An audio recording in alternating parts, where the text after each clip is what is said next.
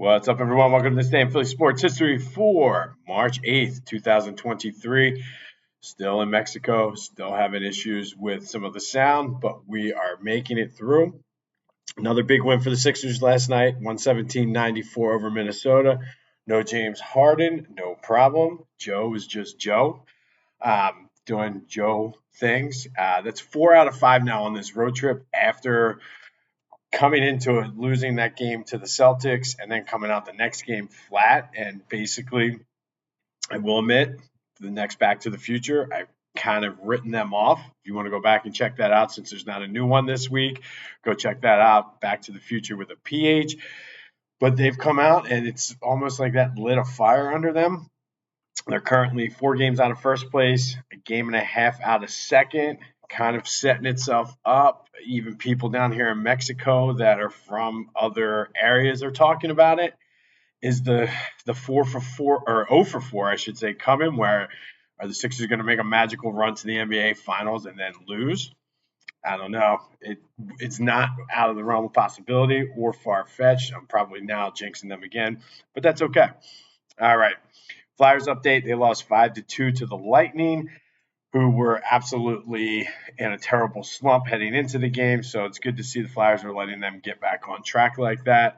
They currently haven't updated the standings in a while since they went on that little run. They're currently in 5th place, but are within 12 points of that coveted first spot for the draft. I don't know. There's only 18 games left if theoretically they can catch anybody, but you just got to get close enough. So the further they go down, the more lottery chances they have. So we'll kind of be on Flyers draft status watch the next couple weeks to see where they can kind of end up and get where they need to be.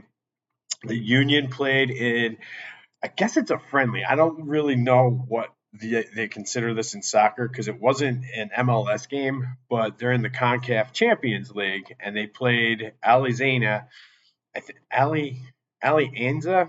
Anza, but it's a team from El Salvador. They played them to a draw, so I guess they'll play them next week. It's like a home and home. They'll play them next week, and then what they'll do is, I guess they take the total goals, and that's who wins. So I don't know, but again, I don't know if it's a friendly or what, since it's more of like a tournament style. But it was a 0-0 draw, as I like to say in soccer. But all right, let's go back to 1971 today. March 8th, 1971 was the fight of the century between Muhammad Ali, who came in 31-0 with 25 KOs, and Joe Frazier, 26-0 with 23 KOs at Madison Square Garden. As you know, Ali, we talked about this a few weeks ago on Back to the Future, if you want to go into some of the details. But long story short, Ali was stripped of his title for refusing to go over to the Vietnam War in the draft.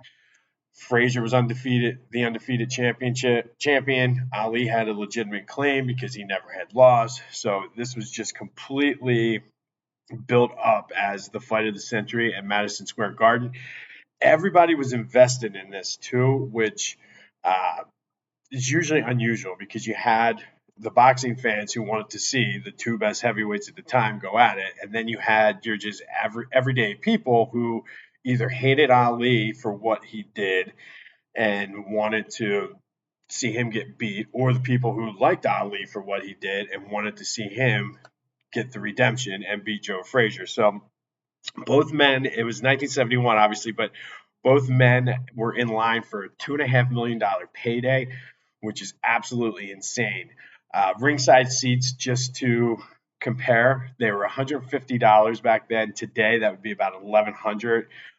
It was one of the first fights to be shown on closed circuit TV, which is basically the precursor to pay-per-view, and everybody got their money's worth. It was an absolute battle. Joe Frazier, Philly's own, won by unanimous decision. He had Ali's jaw pretty swollen, and you could tell that Ali was tired, so the layoff definitely affected him. But they would go on to fight 2 more times, with Ali winning both. Both, again, were battles. Frazier never would win the championship again. Ali would beat George Foreman as well as Michael Spinks, who he lost the title to. But these two guys, and we'll get more into the other two fights on their anniversaries, but these three fights were just absolute battles. And if you want to kind of go into more of that, the interview I did with my dad a few weeks ago on Back to the Future, check it out. But they were definitely some battles. But on this day in 1971, Joe Frazier won the fight of the century and became the unanimous uh, officially recognized champion, because everybody was like, yeah, you might be the champ, but you didn't fight Ali. So it was a big, probably the biggest fight or biggest win of Joe Frazier's career as well. So on this day in 1971. All right, time for today's Philly Sports Women's History Spotlight. Today we're going to go down to Wilmington, Delaware, and talk a little bit about Elena Delle Donne. She's a WNBA star. Went to Ursuline Academy in Wilmington, led them to 3 straight state championships, and she was also the #1 high school recruit in the country. She actually, I thought this was pretty cool, because this is one thing I still practice with the kids at home, is she made 80 straight free throws, which is the girls' national record, which is pretty impressive. Most I've gotten to recently is 5, so that to go 80, pretty good. But she did receive a scholarship to UConn, but she didn't want to go be that far away from her family. Her little sister has some disabilities, so she wanted to stay close. So she went to Delaware and actually played volleyball there her freshman year, but then eventually switched to basketball. She led the nation in scoring as a junior. She was the CAA champion 2 times.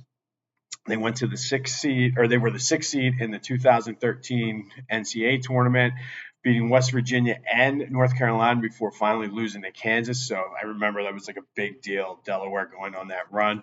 She was the 2nd pick in the WNBA draft by the Chicago Sky, has been traded to the Washington Mystics, but she is a 2-time WNBA MVP, 6-time All-Star, Rookie of the Year, 4-time All-WNBA, won a championship in 2019.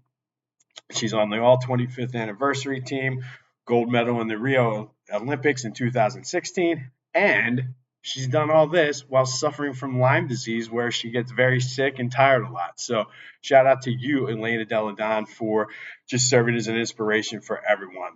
So Sixers are going to set us up for the 0 for 4, aren't they? But we'll see. And on this day in 1971, Ali and Frazier fought in the fight of the century, with Joe Frazier coming out on top. So go have yourselves a Wednesday. Pretty soon my sound will be better. Remember, no Back to the Future this week, so it'll be a good week to go check and catch up on that. Have yourselves that Wednesday, and until next time, I'll see you when I see you.